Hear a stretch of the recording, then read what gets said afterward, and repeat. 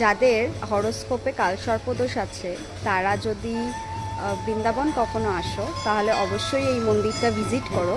কথায় আছে, বলা হয় যে এই মন্দির দর্শন করলেই কালসর্পদোষ কেটে যায় এবং এখানে পুজো দিলে তো আর কোনো কথাই নেই।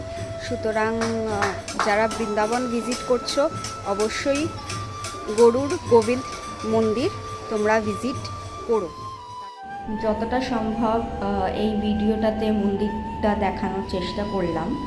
এটা খুবই প্রাচীন একটি মন্দির এবং এটি গরুর গোবিন্দজি। সুতরাং এখানে সবাই অবশ্যই ভিজিট করো এবং পুজো দিও। এখানে হনুমানজির মন্দিরও আছে, শিবজির মন্দিরও আছে, এখানে শনিদেবের মন্দিরও আছে।